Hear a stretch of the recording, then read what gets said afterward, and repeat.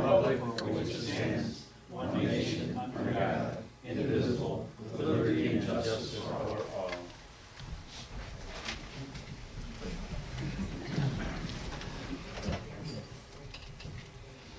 All right, good evening, everybody. Thanks for coming out tonight. You've got the agenda. There's a copy of the agenda at the back if you don't have one. Roll call tonight. Everyone's present except John. Daniel, I haven't heard from John, so.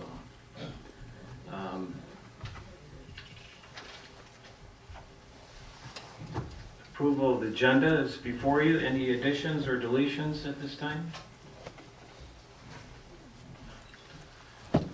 Okay, if not, the agenda stands as presented. Tonight we have a presentation from our auditor from Cambridge and Company, Neil.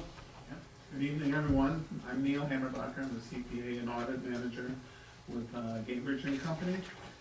And we were engaged to audit the township for the year ended March 31st, 2021. So before you should have a copy of an audit. I'll make 7 or 8 comments about it, and I'll open it up for questions. Page 1. This is the independent auditor's report. The second paragraph, management's responsibility for the financial statements. Management is responsible for the preparation and presentation of these financial statements. So even though we put them together, it's a non-audit service. Management of the township must assume responsibility for the statements. The next paragraph down, the independent auditor's responsibility. Our responsibility is to express an opinion on these financial statements based on our audit. So if you go to the very last paragraph, which is the opinion paragraph, and I'm paraphrasing, in our opinion, based on our audit, the financial statements referred to above present fairly in all material respects the financial position of the township as of March 31st, 2021. So it's called an unmodified opinion. If there's something wrong with the report, we have to modify it or qualify it. So in layman's terms, it's a clean opinion, and the management should be commended for that. Page 4.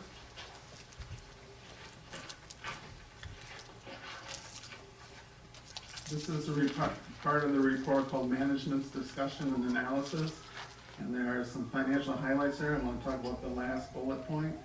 At the end of the current fiscal year, the unassigned fund balance of the general fund was $9,585,000, or approximately 265.3% of general fund expenditures and transfers out. So years ago, I went to a conference and Treasury was there, and they went over what that percentage should be or where they think there's trouble. And Treasury thinks you're in trouble if it's 13% or below. So at 265%, you're in good shape in the general fund. Page 14. So page 14 and 15, these are called the governmental statements. They put all your funds together and give a 1-page or 2-page presentation. Page 14 is a statement of net position that tells you at a point in time, in this case March 31st, 2021, what the township's total assets were, which were $29,782,000. Your total liabilities of $4,629,000, and your net position, which is $25,152,000. Page 15. This is called Statement of Activities. It tells you for the full year your expenses and your revenues. It starts on the left-hand side with expenses along functional areas. So the public safety and public works are called functional areas. Then you have some program revenues, and those revenues are specifically tied to those expenses. So over on the right-hand side, you get a net expense by functional area. Then you go down the page and it tells you general purpose type revenues, property tax, revenue sharing, and then you get a change in net position. So, and then the final net position, which ties to the previous page. So the third line from the bottom, change in net position. Someone asked you, was the township better off, worse off? are about the same as the prior year, you could say the township was better off by $4,981,000. So that's a plus. Page 33.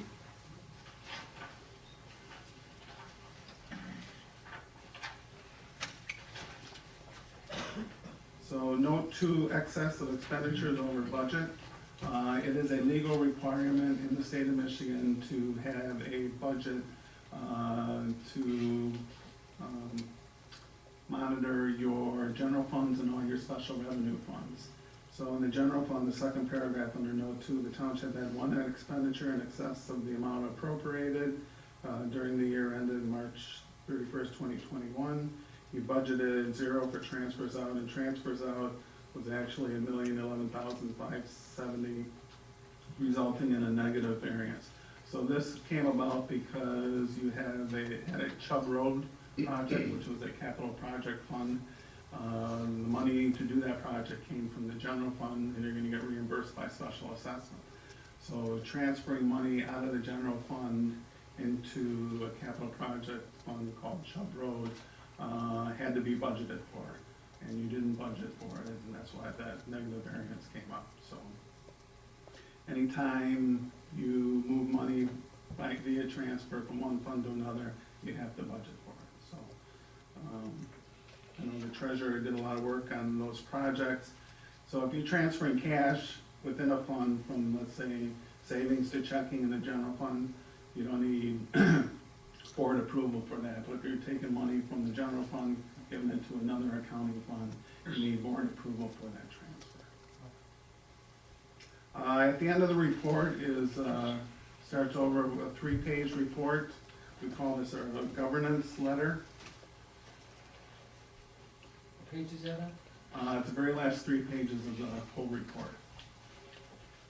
So anytime a CPA does an audit, we have to communicate to the governing body certain things, basically how the audit went. We do that with our letter. So if you turn to page 2, difficulties encountered in performing the audit, we encountered no significant difficulties in dealing with management in performing and completing our audit. So we received excellent cooperation from everyone at the township while we were doing our audit. But I wanted to point out that audits are changing. We're moving to remote audits where we don't physically show up, and that came into being just because of the pandemic. So we're going to see more and more of that. This year's audit was, I would call it a hybrid, because I was here actually a couple days. But a lot of it was remote. We used software called ShareFile, where we had Lori upload a bunch of information that we took a look at. And we also used BS&A software, and we acquired that software, our firm did. So we get backups of your general ledger and your cash receipts and accounts payable. So we could look at everything at the same time as Lori and Barb could do. So this report had to go to Treasury 6 months after year end. That would have been September 30th, so the report was uploaded. In addition to the report itself, which we doubt Treasury even reads, we submit an APR, Auditing Procedures Report. That's like 20 questions that the state asks us about, we as the auditing firm, how the audit went. So we were able to answer positively in 19 of the questions, and the one we couldn't was that budget variance. So Dell got a letter from Treasury saying, you know, your auditors pointed this out, you have to submit a corrective action plan to do that, and I think that's due by November 5th. So, any questions?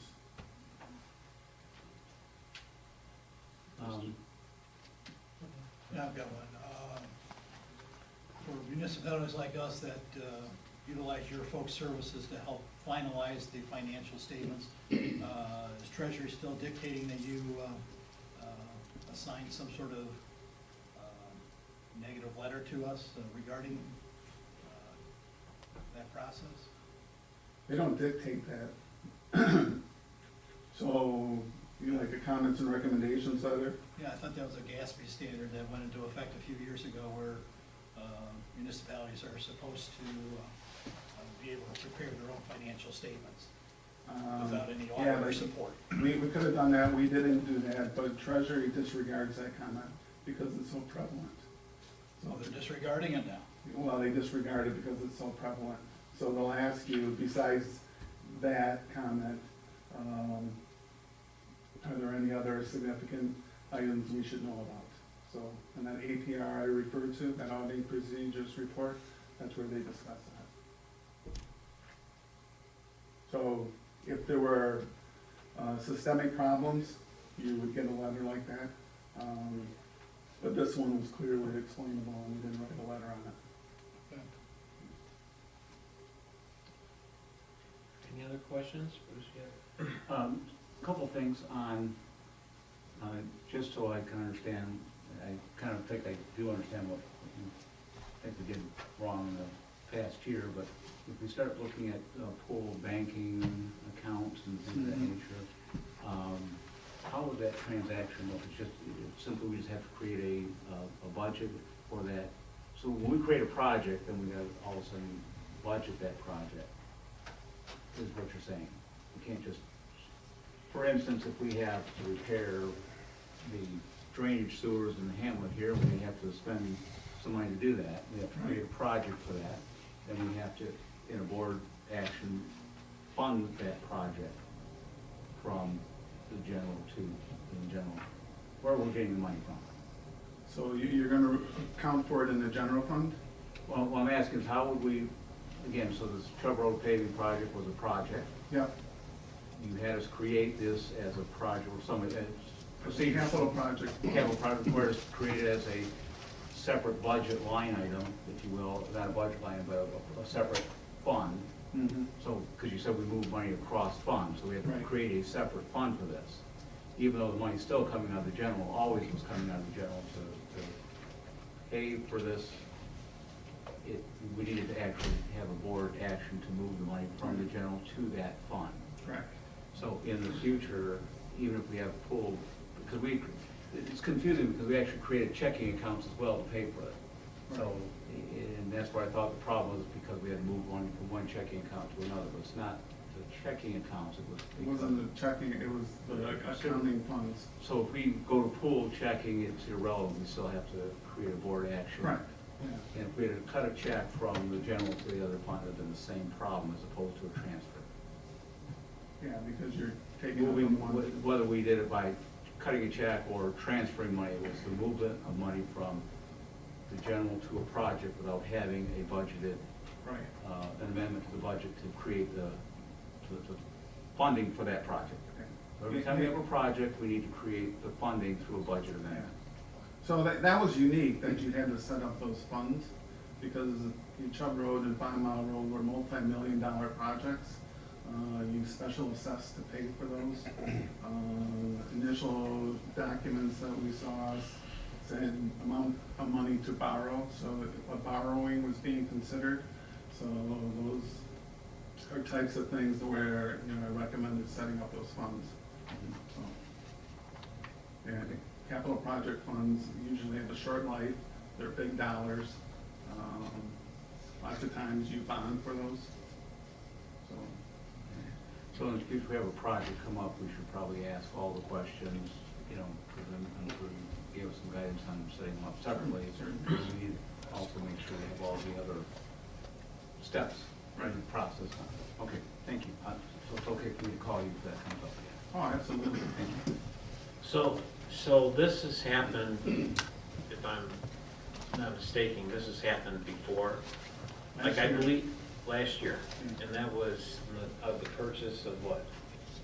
No, that was still because the Chubb Road and 5 Mile were On the Chubb Road. they were multi-year projects. Got it. You transferred money last year too from the general. So wasn't it before on some of the fire trucks that we bought too? Yeah, the fire trucks you put a down payment on, and then the next fiscal year, you didn't budget for the second payment, for the final payment on those. Okay. All right, I think we know. No, we got it. Okay, any other questions for Neil? Public, do you have any questions, Bonnie? I'm looking at this page 14 on this budget audit, and all the numbers are huge, but I'm wondering if the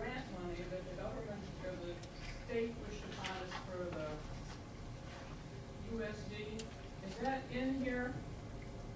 Is it not in here? Is it not even considered by your, It's in there.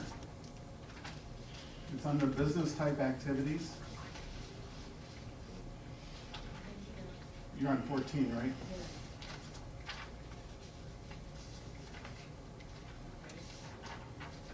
I gotta get back to the page 14. So in the middle, it says business type activities. And under liability section, you see the 3,819,911. okay. So that's unearned revenue. That means you haven't spent it yet. The township received $10 million. They spent all but $3.8 million on the project so far.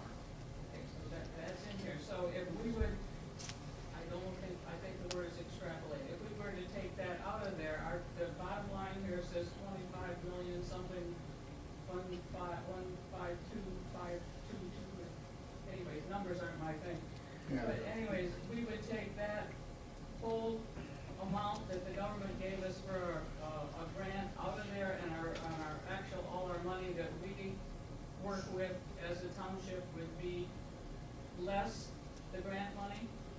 So if you took the 10 million minus the 3.8 million and subtracted that from that 25 million, that's where you'd be without that grant money. Okay, so this is a huge number and it looks real big, but it's not all our money that we're seeing here. No, well, It's not. the it's fact that not- they we granted didn't- it to you is your money. Yeah, well, but we didn't ask for it. It's not something that maybe next year we'll have another that amount again, because the government's not gonna give us another 20 grand. And the year after, so when they figure out how much money they have to work with as a rule, as a general way of figuring budgets, they don't have all that money, so they can't count on that again. Well, I know I'm not making real good sense. Yeah, well, you're saying some of this is grant money, which is restricted for that project. Okay, but when you look at the bottom number here, Yeah, and you say, oh, we can build a park and we can buy something else and we can do something, we do not have all that money, we can't count on that money every year. no, I wouldn't think so. That was a lot of money. That was the answer I wanted. Yeah. Thank you. Now, some of that money goes into the capital assets, correct? Right. Like, Yeah. we use the So what you're grant, doing we use the is- grant money, so the grant money goes down, but the capital assets go up, correct? Yeah. Yeah. It's- So our assets will always be in the 25 million now, maybe less some depreciation over time. But next year, we'll probably see probably around the same, because as we spend the grant money, the capital assets will go back up. Yes. Yes. And until you are actually providing sewer or water service, you won't begin depreciation on that. Oh, really? Yeah. There's no depreciation until we start collecting the money. Until you start using the system and have customers and start collecting on it. Okay. So that's just building, so. Right. It's like an asset. Yes. You said that was 10 to 20 million we got granted? We were granted so far through March 31st, 2021, $10 million. But once we spend that, they can give us another 10, I believe. I don't know about that. Yeah. Once we spend that, then they're gonna issue us another 10.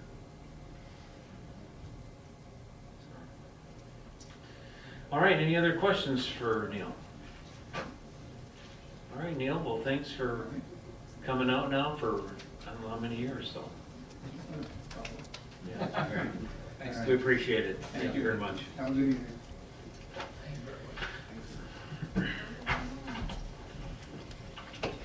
All that money and still no raises. Okay, we're down to public comment. Anybody? Yes, Robert. Any comment,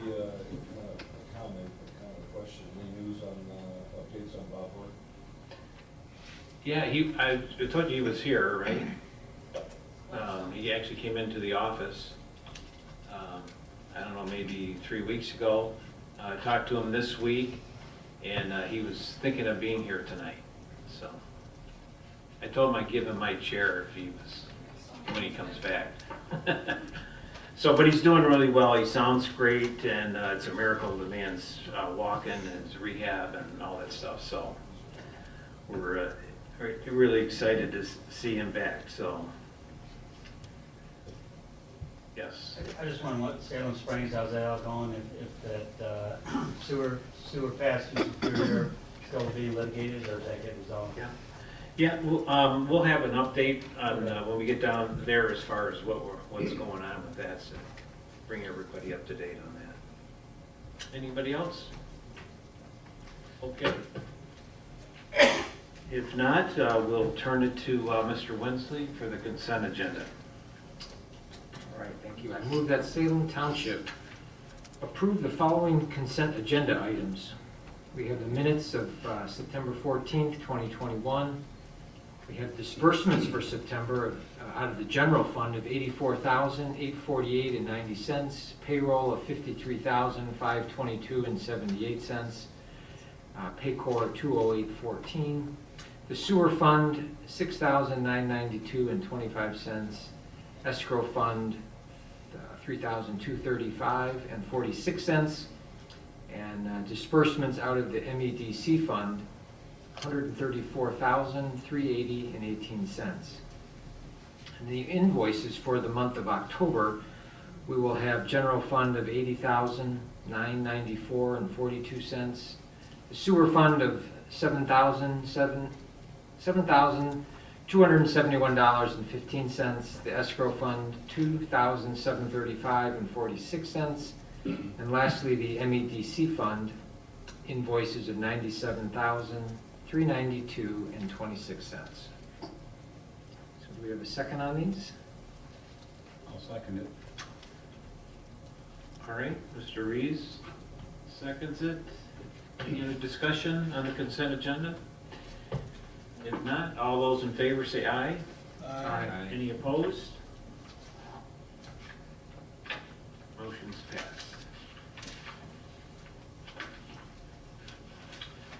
Okay, under business items tonight, vehicle fuel station ordinance. This is a motion. I move that Salem Township approve the amendment to allow for a vehicle fuel station as a conditional land use in the local commercial district zoning district. Can I have a second on this? I'll second. TJ? Seconds? Just to, the Planning Commission has met, we have a report from Carl R. Wortman on the local commercial district. I can give a little bit of history on this. I think for years Salem Township has not had a gas station for a long time in the area. I don't remember Edis Market at Territorial and Pontiac Trail having pumps, but I guess at one time, for my time, that they did have fuel. So in the report, you see that the corner store at 7 Mile Pontiac Trail had come in to talk about redoing the country store there, and also including gas pumps there. So they had come in with a request, and it had gone to the Planning Commission, and their approvals of that to allow the gas and fuel in local commercial district, which is very, not a whole lot of areas in Salem have local commercial. Before this, it's been, Edis was an existing fuel center at one time, and the Planning Commission had approved to allow them to bring gas back to that corner, to have the building, the building improved, to make a big improvement to that area. Same size, same capacity, not some big building or some service gas station on the corner. And so the request that also had come in for the 7 Mile Pontiac Trail store, that people that were going to purchase that. And the restrictions that we have talked about is having, no more than 4 pumps, not like a speedway or something like that. That would still be in this district, that would give us the rural feeling of the store, the way it looked. I know they were in here talking to the planner, and the buildings have like a barn setting. Some of it anyway, it looked good, the square footage of the building. So this again was presented to the planning commission, is brought up to us to allow this amendment in our local commercial zoning district. Some of in the board packet, there were some limited number of pumps in order to keep the scale small in the local commercial district, limiting the size of the building.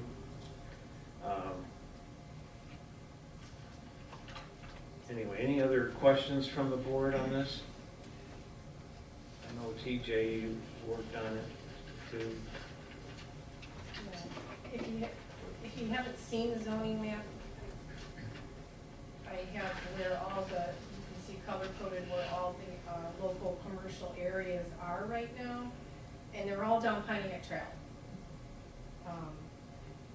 So anyone was wanting to see them.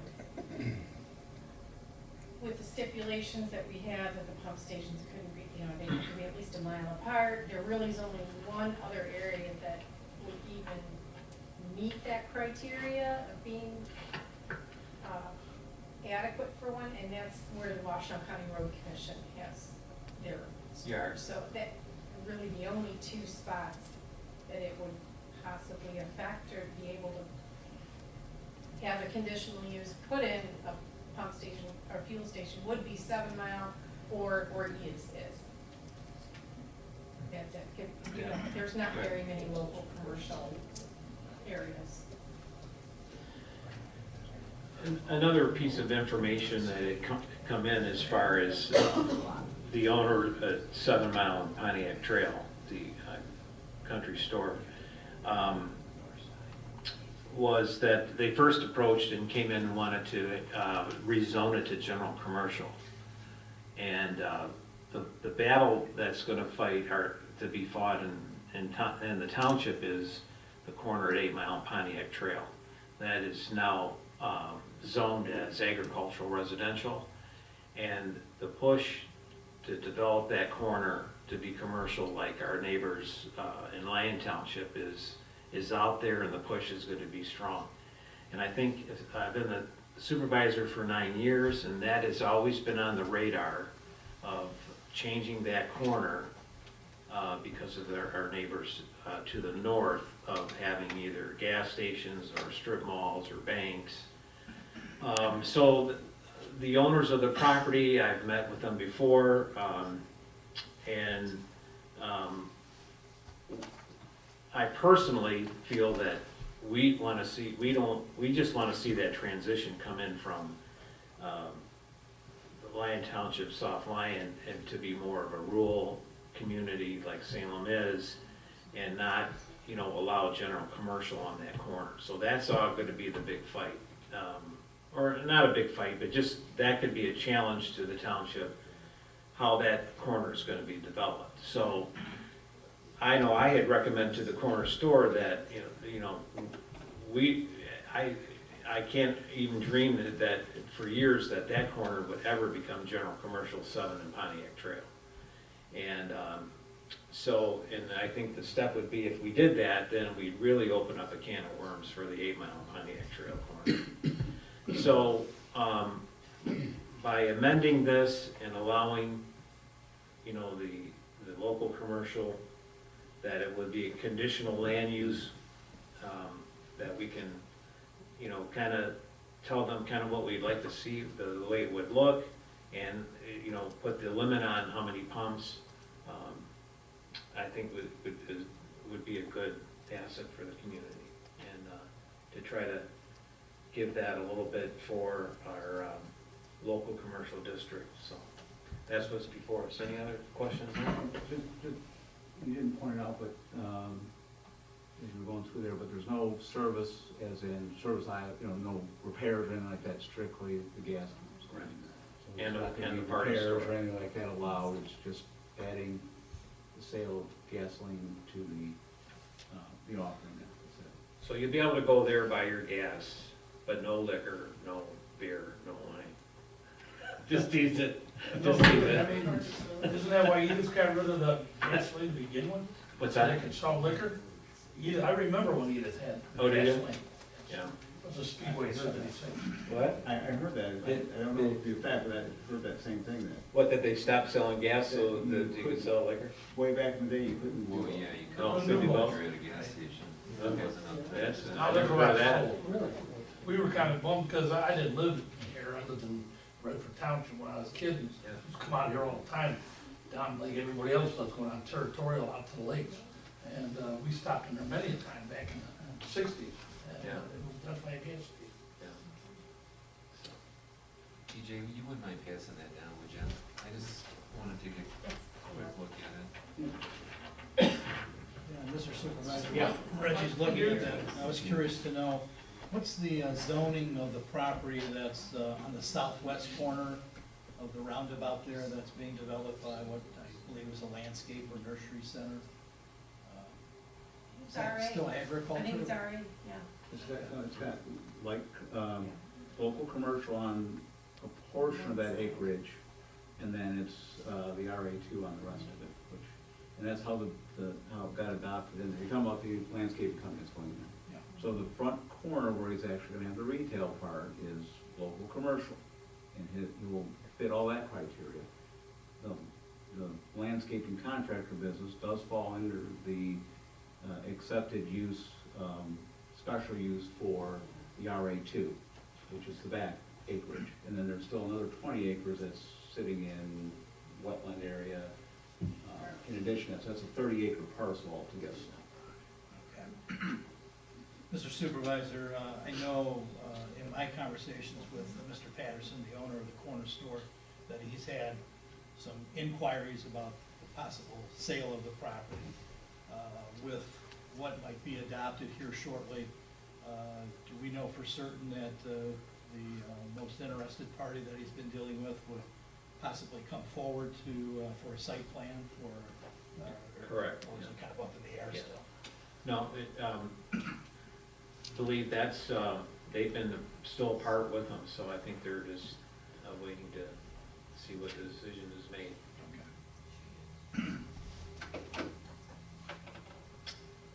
All right, any other questions? Can I, Yeah. just for clarity, I'm Yeah, kind of, bad on it. yeah. Local commercial, general commercial, what's the difference? I mean, and why I'm asking, if they develop that corner at 8 Mile, would they wanna tap into the South Line water and sewage? They definitely have asked to do that before, but our answer is no. Can I help answer the local versus general? Yeah. General commercial, larger scale, retail, everything else. That's Local commercial, 4,000-foot building footprint typically, and to deal with literally people within a small geographical circle of the area. So you're not trying to draw from, across the entire township, much less, not even the entire town, just like a small circle in that area. So it's not bigger than about a 4,000 square foot footprint, and the type of services that would be in a small area around that footprint. Thank you. Yes. One last question. Yeah. Just for clarification, on page 1 of the ordinance, right under section 1, there's an acronym PSP. Just for my own edification, what does that mean? Or is that a typo? It's supposed to be No, LC1. No, it's public, what is it? Public, semi-public.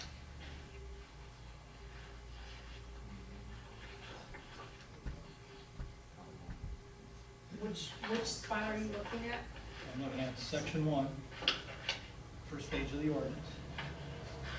Okay. See, amend the table of permitted uses. as a conditional use in the PSP zoning district as shown below. Now, what she just said is true, public, semi-public. That particular parcel is not in the PSP. Is that right?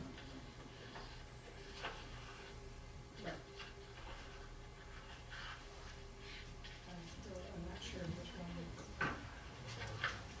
Is it this table? Yeah, it's the wording, right under section 1. Yeah.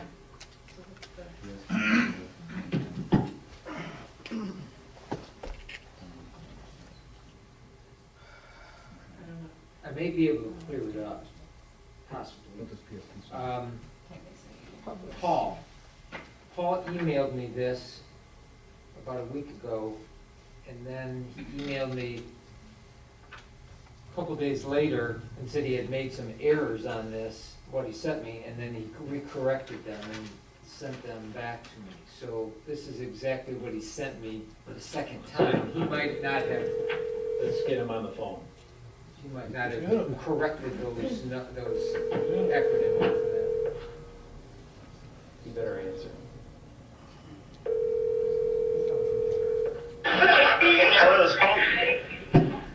You got a party?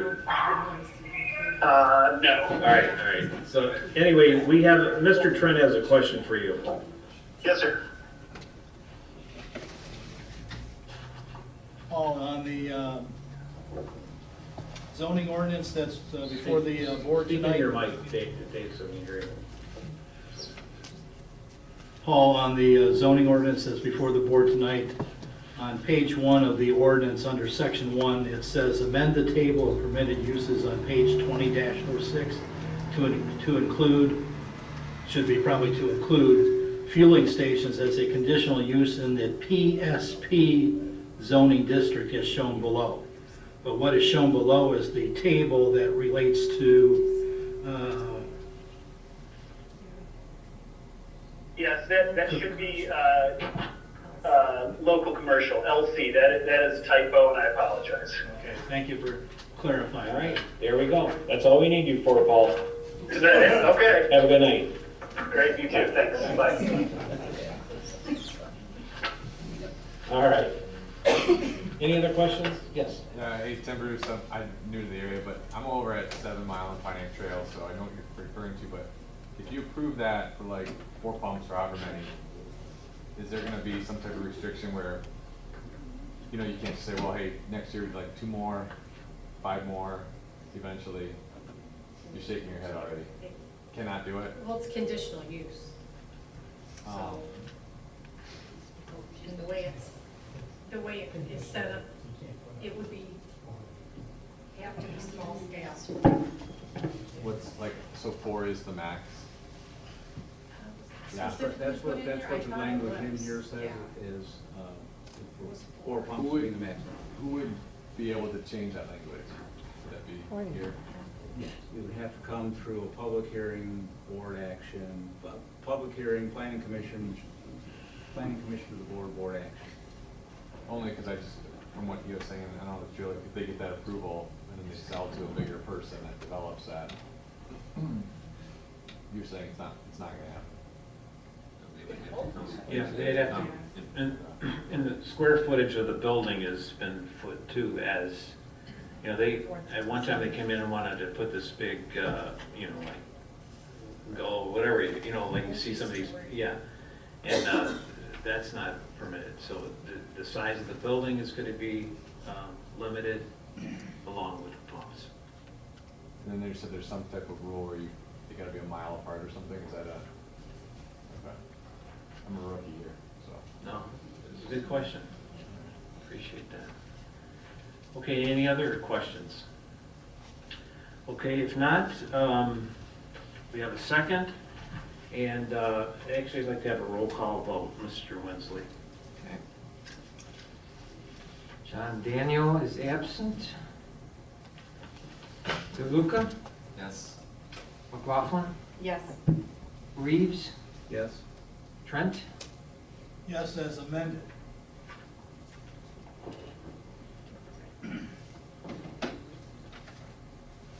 Wensley, yes, and Whitaker? Yes. All right, good. Working with our residents along Pontiac Trail, like if you remember the flower bar, I mean, that became an issue.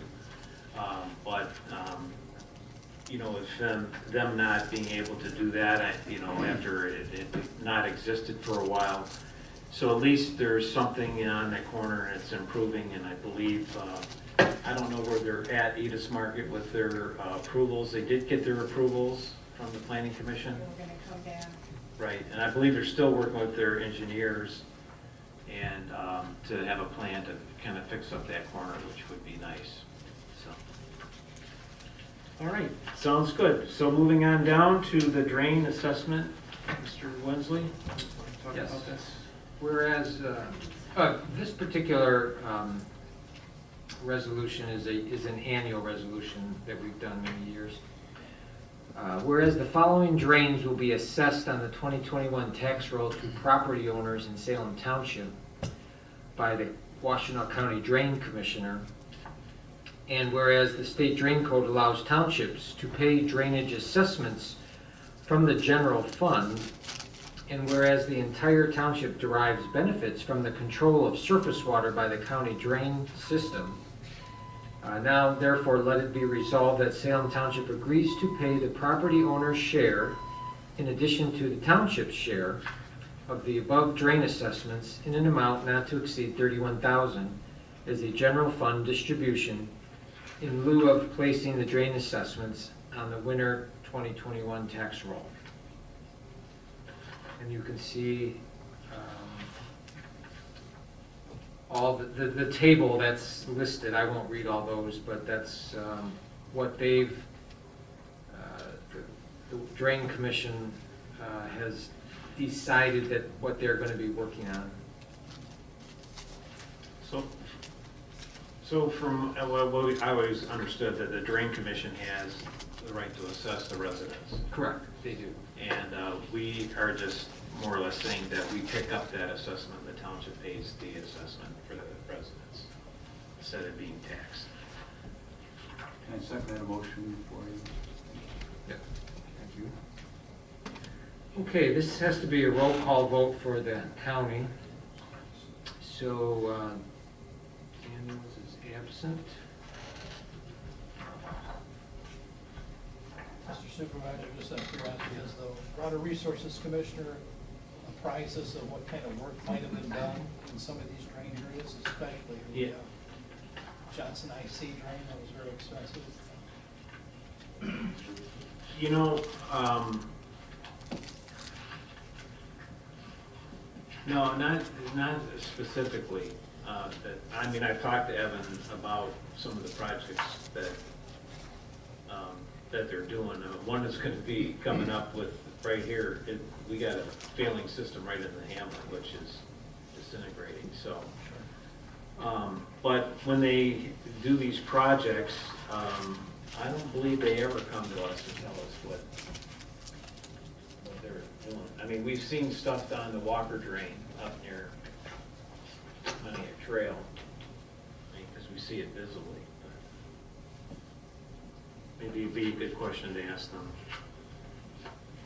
exactly what they're doing. So noted. Okay. All right, so we have Daniels is absent. DeLuca, Yes. McLaughlin, Yes. Reeves, Yes. Trent, Yes. Wensley, yes, and Whitaker. Yes. Okay. Financials, any reports, anything you want to share, Bruce? Bruce is still doing a great job. He's got a great team in there. Barb, they're all doing, appreciate everything you're doing, Bruce. You still liking the job, or are you ready to walk out, or what? I'm hanging in there. All right. Hanging in there. In the board pack is the investments, but we're looking at some of the investments. There's a change in the bond market, which is the safe investments that we have to get involved in. So it would be approved for us to have some of our larger projects that are coming up so that we can not get involved in some long-term bonds and long-term investments if we have projects such as repairing the parking lot here and some of the sidewalks, the drains and the hamlet center. So when we kind of get a little better handle on what some of those future projects will be that we need to plan for before we get involved with some long-term. That's the only thing that we can earn money on right now is long-term investments, and that's not something we want to really dig into unless we know what we've got available to invest. Okay. All right. Chief's not here. I seen there was a call that came in, so that I think there's some mutual aid over in Lyon Township, a structured fire, so he's not with us this time, so. All right, down to board discussion, general updates. Ed, do you have any, I mean, I got some updates, I'm sure you do too. It's kind of a. Well, the question was asked about the litigation with Superior Township. That litigation is continuing in the Court of Appeals. As usual, very slow in the Court of Appeals, so not much we can do to speed that up, and we'll just wait and see what happens there. Other than that, I know that Shellstack is exploring other possible means for their wastewater disposal, and that's about all we know at this point. The issue now is the pressure that I would hope we never have to get to this where they want to have a, if we can't get through the courts or it takes too long or whatever to go through superiors, that they're talking about another wastewater treatment plant that will cost some big money. And the problem is how do you stop something like that, which, you know, it just doesn't make sense. If we're gonna have this system, it needs to get to another facility where they treat it and we don't have to be responsible for that. So I know that's our next hurdle that's gonna happen, and that's what they're talking about is creating the application, submitting it to the state for that alternative instead of going to Yucca. So On a positive on that, when we approved or had the approval from the state on the Hamlet wastewater treatment plant, at that time the state said they would not approve anything larger than that for Salem Township. So that may ultimately work in our favor. For the wastewater treatment plant. Yeah. In other words, they were saying they don't want a bigger wastewater treatment plant than what they allowed in the Hamlet. Yeah, well, I think there's already been a permit though that was started back some time ago that the board looked at. I think it was, I don't know, there's some approvals in the state. I mean, to me, I met with Evan Pratt about a week ago along with Donna Lemzinski, our state representative. And, you know, the county passed a resolution saying that they don't want these treatment plants to drain into our creeks and our drains. But at the same time, we can't get anybody to step up to the plate and say, what is the real reason why they're not allowing us to go through Superior? So that's what we're gonna have to deal with. And I don't know how you say no to the wastewater treatment plant. You tell me. I mean, if we say no, and they have the funding to do it, or they get more grant money. Does the wastewater treatment plant, if they were to try and push that, does it fall under that same set of rules we try to put in place for those smaller treatment in the planning commission and then through the board? There's a lot of requirements for making sure there's enough money to bonds and everything to maintain it, upgrade it. Oh, absolutely. I So mean, it does fall into that. yeah. So there is about as many provisions as we could possibly legally put into place to make sure that we're covered as far as getting any pushback expense from poor management or Right. Over the years. I think all what you're saying is true. I think that's the stuff that we have to put into place if this is the route that they take. But, you know, we don't need that in Salem Township. And the issue is going to be is if we're forced to do it, and we have it, it's just the upkeep and the maintenance of something. And I hate to go back to the Hamlet wastewater treatment plant, but if you remember a few years ago, we got got a SAW grant, and the study that's come back to saying that's, I don't know if it's at 20 years old, if it's that, I don't know. No, it's older. Oh, the Hamlet one is 25. 25. Older than that, So, you know, they're saying, I mean, they're just, after we tried to tighten it up, they showed us some of the problems that we're having, but they're saying that the improvement, the state could have probably make us do some improvements that are gonna be in the system of $3-4 million. And, just for the little plant here in the Hamlet. So it just, you know, I just hate to see our township have to have some huge wastewater treatment plant down at M14 for that development down there. Gary, if they plan on doing a wastewater treatment plant, would it also cover all the other developments on the north side? Or would each development have to have their own wastewater treatment plant? No, it'd be one big one to cover the whole thing.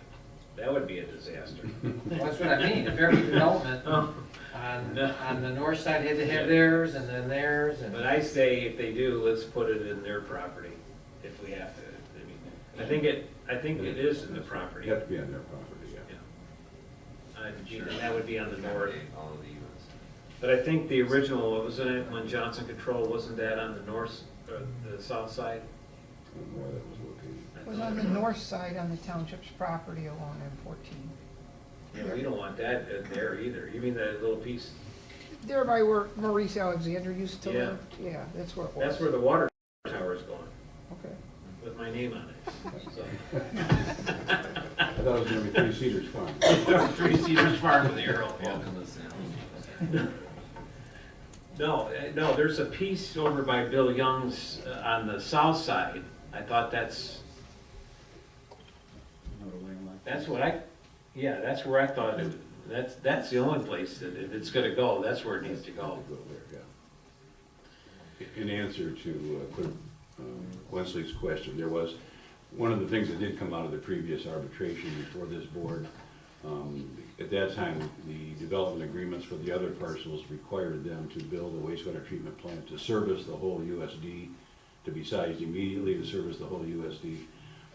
One of the things the arbitrators did was said, no, they don't have to build a plant to service the whole urban service district, but it has to be expandable, has to have the capacity to be expanded to serve the whole urban service district once other property owners develop. So it would be one plant that services everybody. Yeah, that would be really disappointing. But that's what we're up against right now, so we'll just see. Hopefully we can, you know, if this thing develops, which, you know, the Salem Township certainly doesn't need the development for tax money right now, but maybe in the future, whatever happens to the landfill, you know, we need revenue, we need some tax base, and we really don't have any, so. Any other questions, or, yes? This is just off the wall, but when they put that roundabout in at Territorial and Pontiac Trail, that road's gonna get shifted about 40, Right. 50 feet It's crazy. east of where it is right now. So those people on that side are gonna lose some substantial property. Exactly. But it's gonna add property to the other side of the road. Does that become county road or property? Does that become private property, township property? I'm just curious. That's a good question, yeah. It reverts to who owns it now. Most property owners own to the center of the road. There's an easement across your property for the road. But if you look at your legal description, So my point is, those people that own this, a 15-acre little parcel there, that's bordered by Dixboro Yeah, territorial. and I Pine, know, I know. those people are gonna end up gaining on land. No, they're not gonna gain, they own the land now. What's gonna happen, the people that have the road put on those, they may get I've heard compensation. we own 33 from the center of the road onto our property, Yes. 33 is the easement. Yes. That road is moving more than 33 feet. It's gonna move about 40, 50 feet, maybe more. The par- It's quite substantial, they showed us the print. The parcel lines don't change. Whoever owns the parcel owns the parcel. Will they have to buy the property? They might have to do something for where they're gonna put the road. Yeah, that's quite a bit. That's gonna add to that flower barn, unfortunately, a little bit, Right. more so to the dentist and that barn being in. And then, what do you call it, the barbecue place? Right. Yeah, that's gonna be, but at least it didn't go the other way. No, everybody on the west side makes out. Right. They're not taking any of my property, as it turns out. All those trees they marked, the guy says, don't worry, you can go out there and take the nails out if you want. We're not gonna touch them. Right. Yeah, that'll be interesting to see how that all works, getting that going, so. We'll start next year, right? That's the latest I heard, so. Next spring. Yeah, next spring. Big changes. How about 8 in Curry, when are they starting Yeah, that? that's supposed to be next year too. And then I have seen 2 different plans where there's gonna be they're shifting that roadway over. Well, they already don't meet now. Right, so they're Oh, gonna Johnny shift side. it out way over, but then I've heard that they're talking about 2, and I don't know how that's gonna, maybe changing that up, but they are moving it, yeah, 8 mile moves too fast. right. But didn't Oakland County take over all that? Yeah, they're. That's, Washtenaw has No, nothing to do with, No. Oakland's gonna be in charge of all that. correct. The unpaved section of 8 Mile there, that's so nasty right now, that's Oakland County's stretch. Every 2 miles changes, you know, so instead of Washtenaw paving half the road and Oakland County paving half the road, they opted to, this is your 2 miles, and this is our 2 miles. So that Curry Road falls into their 2 miles. Between Curry and Napier are part of Oakland County's. Right. So don't yell at us if you don't like the bumpy roads on 8 Mile, it's not our fault. We'll probably do something similar to 10 and Napier. Yeah, Open it up a little bit. but it does slow the traffic down, that really helped, that Yeah, actually, right. that's a pretty good roundabout. That's what I'm thinking. Yeah. So. Any other questions? Yes? Over the weekend, I happened to stumble across a publication that's distributed in the Plymouth community that has a 2-page article in the Rock publication that has a summary of a settlement agreement between Arbor Hills and the state of Michigan. And I was just wondering if we might be able to get a summarization of what actually happened with that settlement. Who would answer that question? I'm not sure which one you're talking about, so would it be with the Arbor Hills landfill? We're talking about the one that Nessel brought, the Attorney General brought for. That hasn't been settled yet. Well, there's a 2-page article in the Rock publication, and your counterpart in Plymouth Township, Mr. Supervisor, Mr. Heisey, is extolling what he thinks the Arbor Hills landfill should be doing with improvements in the surrounding area because of this settlement. And it's like, I'm just puzzled as to why, after several years of all of the publicity that that landfill has generated with various owners, that something of that nature that gets widely published and distributed to our neighbors to the east, and that landfill sits in our township, and we don't get any updates about major items like that. It puzzles me. I'm disturbed about that, especially when all of Plymouth Township and the city of Plymouth knows about it, and we don't know anything about it. And our operator company doesn't advise us of what's going on regarding those types of activities. Well, my apologies for that, and I can guarantee you there hasn't been a settlement. Nothing's been signed. It's still in mediation. I wish I would've known about the article so I could read it and I could comment on it better to you. There's a lot of propaganda that's published. I look at it on the internet all the time. Unfortunately, I didn't see that when I actually searched today. There's, and I call it propaganda, because a lot of it is not fact-based, but I can promise you that there's no settlement. Right, and then you had the other issue with the fine of air quality. Yep, that's our And they renewable energy. Blamed you guys. Yep, it's a total separate Which was entity, another not us. false, That's why I come fake here. news, they call it. And Mr. Trent, and that's why I come here to every meeting, is to inform our local community. And if there was settlement on the mediation, I would gladly tell you about that, but I know there's no settlement on mediation, so without reading the article, I can't really comment on it, because I'm sorry, I don't know what it says, but Well, unfortunately, I left that article at my office at work, and, but I will make copies and distribute it to the board tomorrow. I'll go home and search for it tonight at home. There is no settlement. Well, and as we know, Northville and Plymouth, not that we're enemies or anything, but, their involvement with creating whatever they're creating with the group and things that they have said, it's just unfortunate. And I appreciate, I understand Mr. Trent's issue if that's something he read, but I do want to compliment the current management at GFL that they have, from Clark and some of them that have communicated with us what is going on down there, so. The same thing with the RNG plant. We're still in negotiations with the new plant. Nothing's been settled. That's getting very close. Mediation is getting settled. It's getting very close, but there's no settlement at all, so I'm not sure where they got their information. Unfortunately, you get to publish whatever you want, whether it's true or not. It's fact-based. But as soon as there is a settlement, I'll be here and explain it to you guys what the settlement is. I'm not directly, right now it's kind of handed over to the lawyers.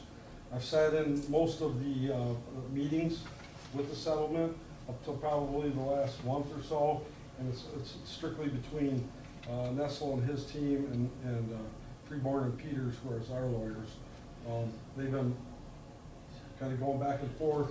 Clark hasn't been at the meetings. I mean, they're just kind of reporting to us, and we're giving some informational feedback, but there is not a settlement. Well, maybe you should invite our attorney just to sit in to be an advisor. Absolutely, you could, as long as he brings cookies for me. Great.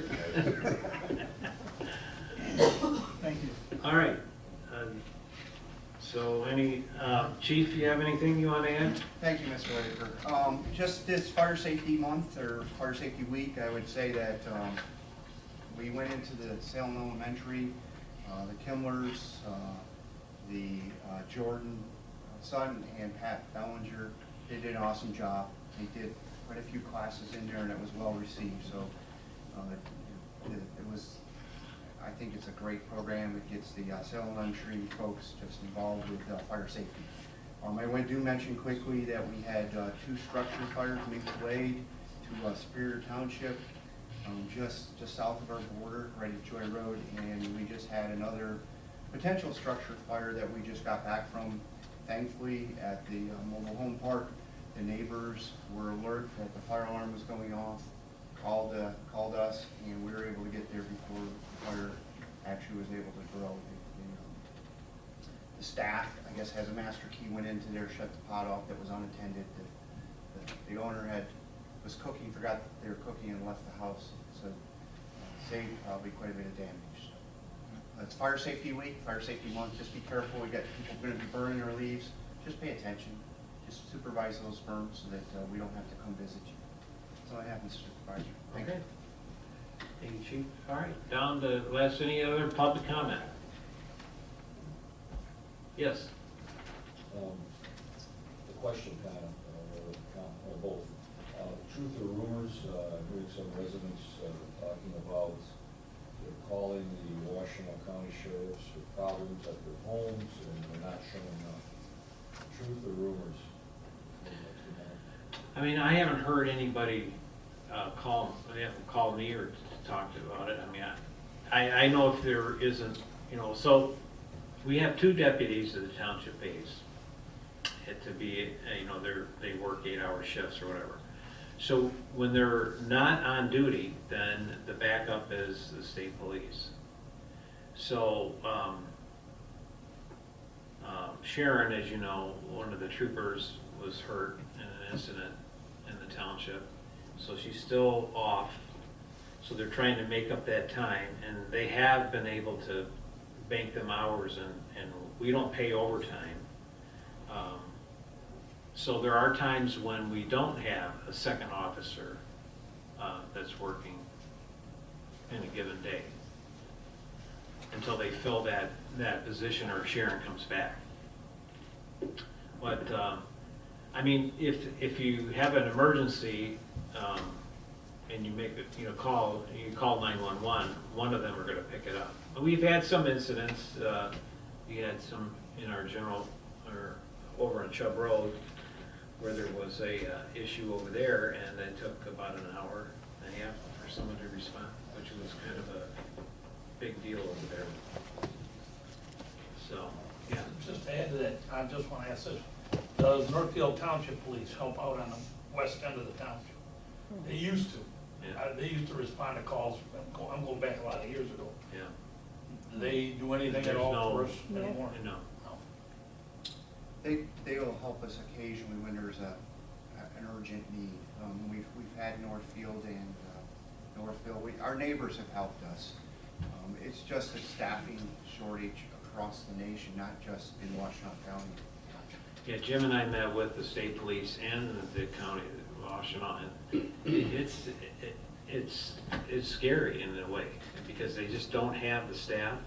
People don't want to do that job, and then the I don't know, just the tone and the atmosphere that's going on with enforcement, police enforcement, especially in Washtenaw County.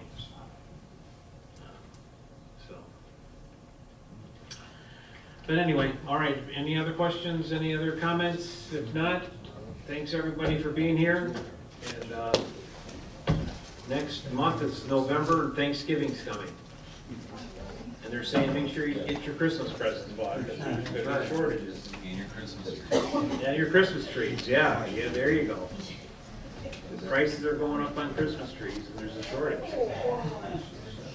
So get them at 3C. Yeah.